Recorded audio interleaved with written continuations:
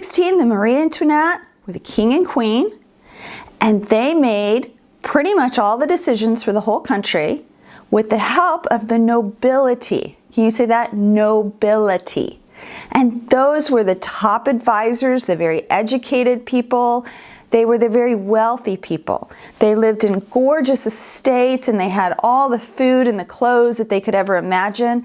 And they only really hung out with other wealthy people. So they really never had an association with poor people.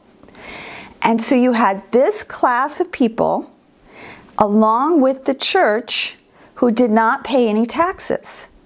And so the class of people, the nobility, and Marie Antoinette and Louis XVI made all the rules.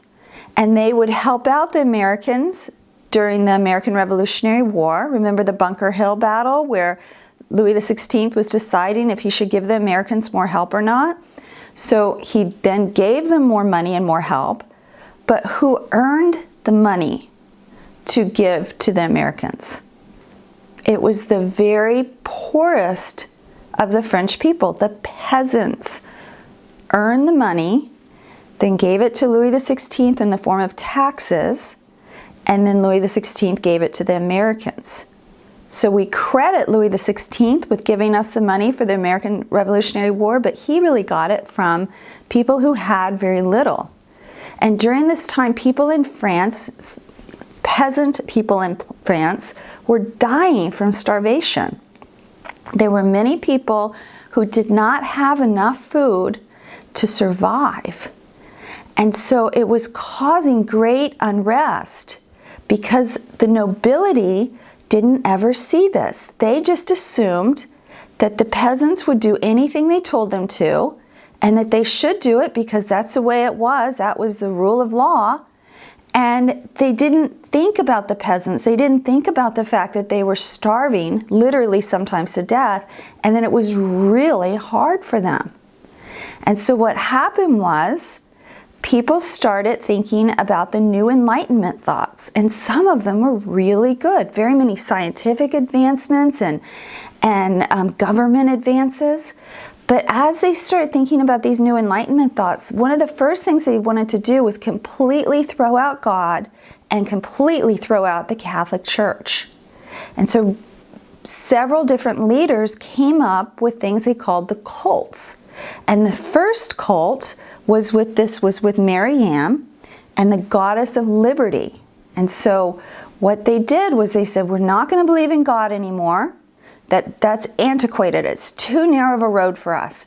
We want to have the society where we're so smart that we figured it out for ourselves, and we're going to live in peace and harmony and happiness with each other just because we're all so smart and we have this all figured out.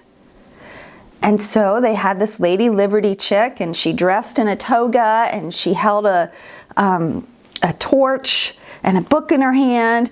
And she would ride through the streets in a carriage. She was probably lying down like this. And everyone was like, oh, and that's what they were supposed to. That was like I don't think they were really worshiping her so much, but that was like their symbol of they have arrived. And then Robespierre came along, and he thought the morality of France was really sinking. And so he didn't want that anymore. He wanted to replace Mariam with the cult of the Supreme Being.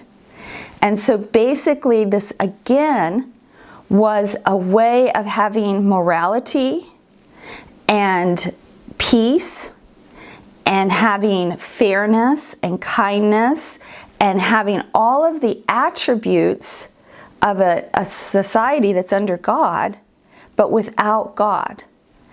And so what always happens when we do this, and this is in our own personal lives as well as in the general population, is when we say we don't need God and we want to push God out, it's ego, edging God out. Think of the 3 letters of ego, edging God out. And when we take over with our ego, we're making ourselves a little God.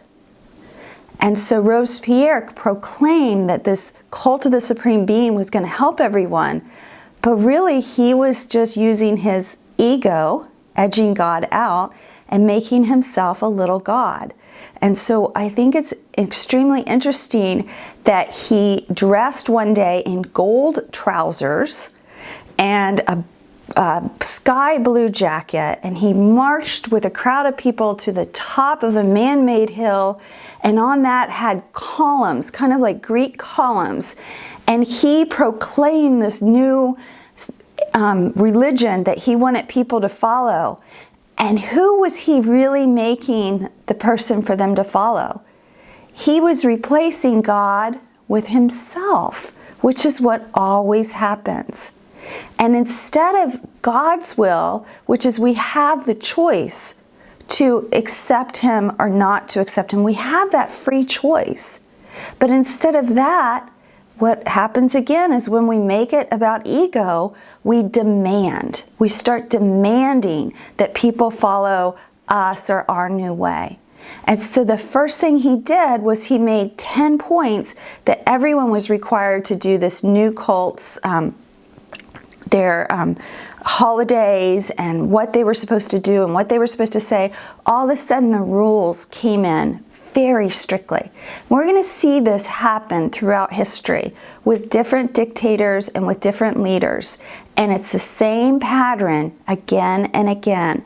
It's that they want to throw out God, that they want to make themselves a little god, and then they give all kinds of rules that they demand that you follow, and then they get very upset if you don't follow them or their God and their rules.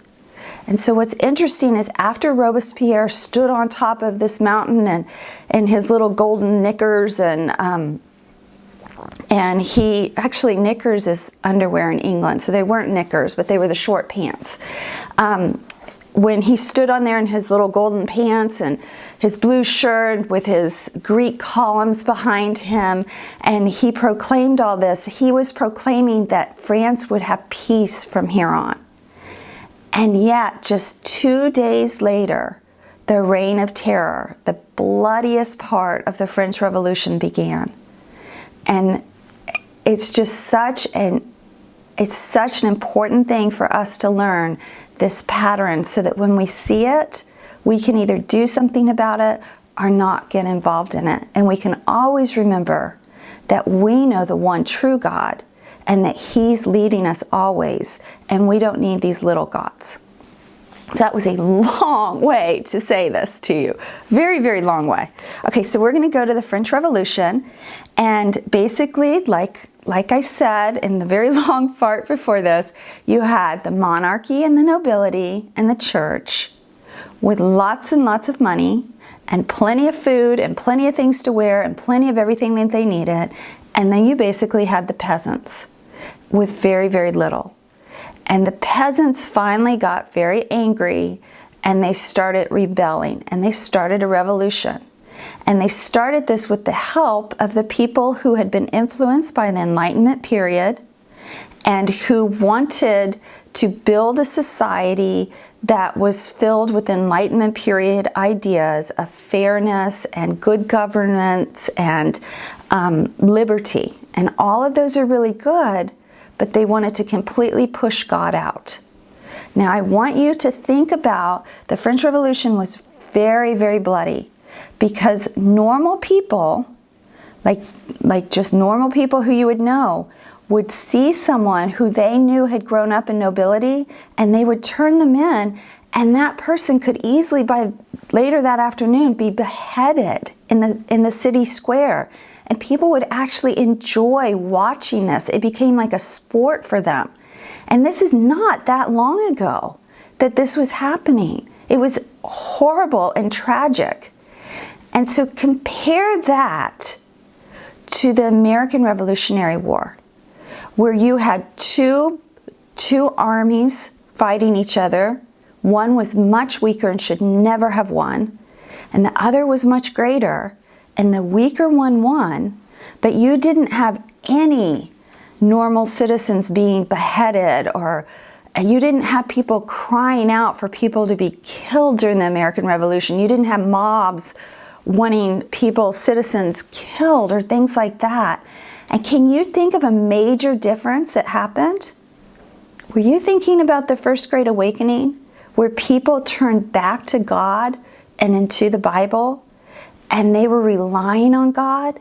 That's what I was thinking about too. So before the American Revolutionary War, people congregated together because of the First Great Awakening, because of George Whitefield, and because of Jonathan Edwards, and John Wesley, and Charles Wesley. And they really went back to the Word of God, and they were steadfast in that. Whereas the French Revolution was extremely bloody right after they had gotten rid of the Catholic Church. And it's important for us to remember that we need to stand up for people who love God. And so, like, I'm not Catholic, but it would behoove me not to stand for Catholics and stand up for them, and to say mistreatment of Catholics is just the same as mistreatment of Christians or of people who believe other things. It's important for us to stand up for godly people. So we're going to do a Being Ben Franklin in our book at Science Time.